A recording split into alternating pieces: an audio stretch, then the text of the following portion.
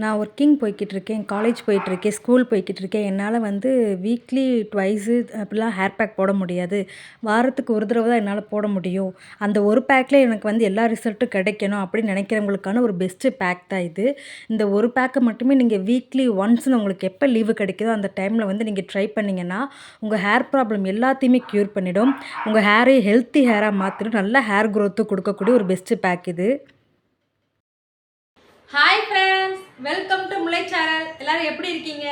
இன்னைக்கு நம்ம சேனலில் வந்து ஒரு ஹேர் பேக் தான் பார்க்க போகிறோம்.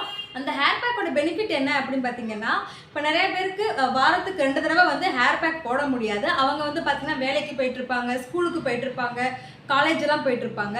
அந்த மாதிரி இருக்கிறவங்க வாரத்துக்கு ஒரு தடவை தான் ஹேர் பேக் போட முடியும். அப்படி வந்து உங்களுக்கு அந்த எந்த நாளில் லீவு கிடைக்குதோ அந்த ஒரு நாள் தான் உங்களால் ஹேர் பேக் போட முடியும். அந்த ஒரு நாள் நீங்கள் போடக்கூடிய ஹேர் பேக் வந்து பார்த்தீங்கன்னா ஒரு பெஸ்ட்டு ஹேர் பேக்காக இருக்கணும். அந்த ஒரு ஹேர் பேக்கில் உங்கள் ஹேர் ப்ராப்ளம் எல்லாத்தையும் சரி பண்ணக்கூடிய ஒரு பெஸ்ட்டு பேக்காக இருக்கணும். அந்த மாதிரி ஒரு பேக் தான் எனக்கு நான் நம்ம சேனலில் எடுத்திருக்கேன். இந்த பேக் பார்த்தீங்கன்னா எனக்கு ஹேர் பேக் போட டைம் இல்லை, ஒரு பேக் மட்டும் தான் போட முடியும், ஆனால் அந்த ஒன்றில் எனக்கு எல்லா ரிசல்ட்டும் கிடைக்கணும் அப்படின்றதுக்கான ஒரு பெஸ்ட்டு பேக்கு. இந்த ஒரு பேக்கை நீங்கள் ட்ரை பண்ணாலே உங்கள் ஹேர் ப்ராப்ளம் எல்லாம் க்யூர் ஆகி உங்களோட ஹேர் க்ரோத்து நல்ல ஒரு ரிசல்ட் கிடைக்கும், நல்ல ஒரு ஹெல்த்தியான ஹேரும் கிடைக்கும். ஸ்கேல்ப்பும் பார்த்தீங்கன்னா நல்லா க்ளீனாக வச்சுக்கிறோம், அவ்வளோ எஃபெக்டிவாக இருக்கும். அதனால் கண்டிப்பாக இந்த பேக்கை நீங்கள் ட்ரை பண்ணுங்கள். வாரத்துக்கு ஒரு தடவை இந்த பேக்கை நீங்கள் போடுங்க. இந்த ஒரு பேக்கில் உங்கள் ஹேர் ப்ராப்ளம் எல்லாத்தையும் க்யூர் பண்ணிடலாம். அதனால் கண்டிப்பாக நீங்கள் இந்த பேக்கை ட்ரை பண்ணுங்கள். இந்த பேக்கை எப்படி ப்ரிப்பேர் பண்ணுறதுன்னு வீடியோக்குள்ளே போய் பார்க்குறதுக்கு முன்னாடி நீங்கள் இப்போ தான் ஃபஸ்ட் டைம் முல்லை சேனலில் பார்க்குறீங்க அப்படின்னா மறக்காமல் சேனலை சப்ஸ்கிரைப் பண்ணிடுங்க. கூடவே இருக்கிற பெல் பட்டனையும் கிளிக் பண்ணிடுங்க. அப்போ தான் நாங்கள் போடுற வீடியோஸில் உடனே நோட்டிஃபிகேஷனாக வரும். இந்த வீடியோ உங்களுக்கு பிடிச்சிருந்துச்சுன்னா லைக் பண்ணுங்கள், உங்கள் ஃப்ரெண்ட்ஸ் அண்ட் ஃபேமிலிக்கு ஷேர் பண்ணுங்கள். இப்போ வாங்க இந்த பேக் எப்படி ப்ரிப்பேர் பண்ணுறது, எவ்வளோ நேரம் ஹேர் வச்சுருக்குன்னு வீடியோக்குள்ளே போய் பார்க்கலாம். இப்போ வாங்க வீடியோக்குள்ளே போகலாம். இன்றைக்கி நான் ஃபஸ்ட்டு வந்து ஒரு 5 செம்பருத்தி பூ எடுத்திருக்கேன். உங்களுக்கு நிறையா கிடச்சிருக்கு, நீங்கள் நிறையா எடுத்துக்க வேண்டாம். இந்த பேக்குக்கு வந்து ஒரு 5லேருந்து 8 வரைக்கும் நீங்கள் செம்பருத்தி பூ எடுத்துக்கலாம். இது வந்து நான் நல்லா அந்த மகரந்தத்தையும் பின்னாடி இருக்கக்கூடிய காம்பையும் க்ளீன் பண்ணி நல்லா வாஷ் பண்ணி எடுத்துக்கிட்டேன். இதை இப்போ நான் ஒரு பிளேட்டில் வச்சுக்கிறேன். இன்றைக்கி நான் செகண்டாக எடுத்துக்கிட்ட இன்க்ரீடியன்ட் கருவேப்பிலை தாங்க. ஒரு 4 கொத்து கருவேப்பிலை எடுத்திருக்கேன். இதை நான் நல்லா வாஷ் பண்ணிக்கிட்டேன். இதை நல்லா ஆஞ்சு வச்சுக்கிறேன். உங்கள்கிட்ட இப்போ வந்து நான் சொல்கிற இன்க்ரீடியண்ட்டில் எது எது கிடைக்குதோ நீங்கள் அதை மட்டுமே யூஸ் பண்ணிக்கலாம். கிடைக்காததை நீங்கள் ஸ்கிப் பண்ணிக்கலாம். அதுக்கு ஆல்டர்னேட்டிவாக எதை யூஸ் பண்ணலாம் அப்படின்னு நான் சொல்கிறேன். நெக்ஸ்ட்டு பார்த்தீங்கன்னா வெற்றிலை. நான் ஒரு 2 வெற்றிலை எடுத்திருக்கேன். வெற்றிலை கிடைக்காதவங்க துளசி கூட சேர்த்துக்கலாம். இல்லை 2மே கிடைக்காதுன்னா ஸ்கிப் பண்ணிக்கலாம். நெக்ஸ்ட்டு பார்த்தீங்கன்னா மருதாணி, ஃப்ரெஷ் மருதாணி ஒரு கைப்பிடி அளவுக்கு நான் எடுத்திருக்கேன். மருதாணி கிடைக்காதுன்றவங்க பவுடர் கூட நீங்கள் சேர்த்துக்கலாம். நீங்கள் பேக் அரைக்கும்போது ஒரு ஸ்பூன் அளவுக்கு நீங்கள் பேக்கோட மிக்ஸ் பண்ணி அரைச்சிக்கலாம். நெக்ஸ்ட்டு பார்த்தீங்கன்னா செம்பருத்தி இலைகள்.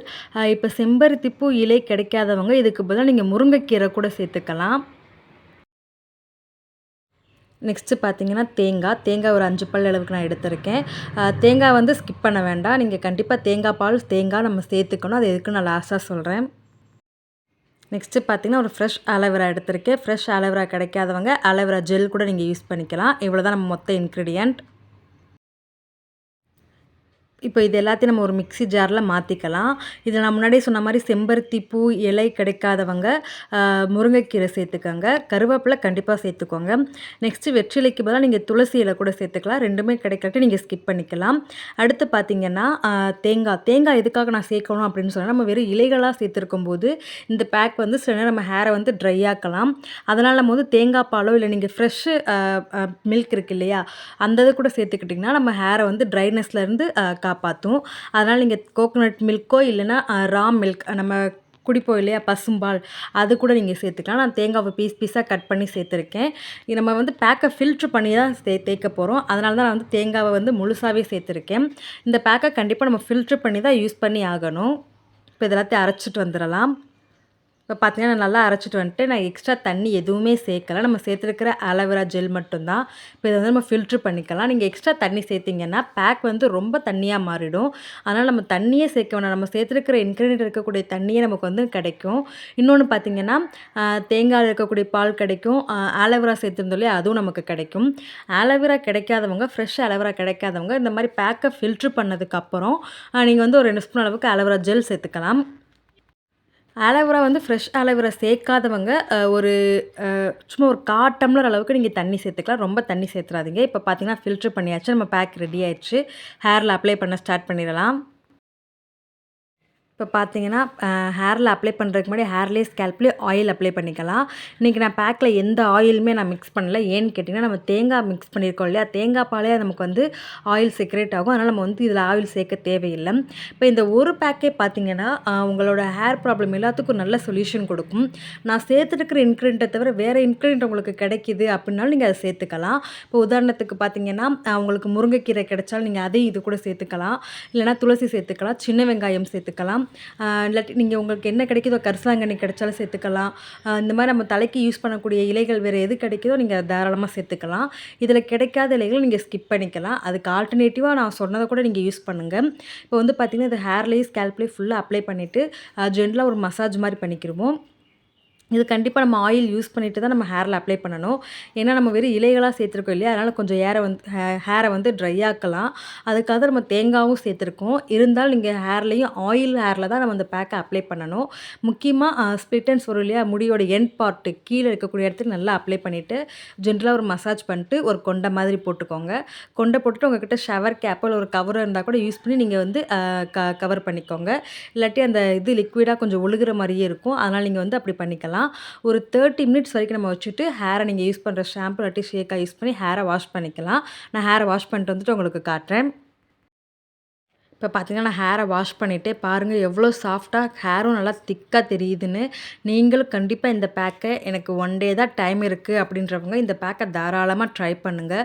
நல்ல ஒரு ரிசல்ட் உங்கள் ஹேரில் கொடுக்கும். நல்லா அடர்த்தியாகவும் பவுன்ஸியாகவும் காட்டும். நீங்கள் வீக்லி ஒன்ஸ் இந்த ஒரு பேக் மட்டுமே ட்ரை பண்ணிங்கன்னா உங்கள் ஹேருக்கு நல்ல ரிசல்ட் கிடைக்கும். நான் முன்னாடியே சொன்ன மாதிரி நீங்கள் கோகோனட் மில்க்கோ இல்லாட்டி பசும்பால் ரா மில்க்கையோ காய்ச்சாத பாலையும் சேர்த்து தான் கண்டிப்பாக நீங்கள் இந்த பேக்கை யூஸ் பண்ணணும். இல்லைனா நம்ம வெறும் சேர்த்துருக்கிற இலைகள் மட்டுமே சேர்த்துருக்கனால நம்ம வந்து முடியை கொஞ்சம் ட்ரையாக்க வாய்ப்பு இருக்குது. அதனால் நீங்கள் வந்து தேங்காய் பாலோ இல்லாட்டி பசும்பாலோ சேர்த்து நீங்கள் கண்டிப்பாக இந்த பேக்கை யூஸ் பண்ணிங்கன்னா உங்கள் ஹேரில் ஒரு நல்ல ரிசல்ட் கிடைக்கும். ரொம்ப ட்ரை ஹேராக இருக்கிறவங்க ஒரு ஃபுல் எக்கு கூட நீங்கள் இதில் சேர்த்துக்கலாம். சேர்த்துட்டு நீங்கள் வந்து ஹேரை வந்து வாஷ் பண்ணிக்கலாம். நல்ல ரிசல்ட் கிடைக்கும். கண்டிப்பாக நீங்களும் இந்த பேக்கை ட்ரை பண்ணுங்கள். நெக்ஸ்ட் வீடியோவில் மீட் பண்ணுறேன். Bye friends.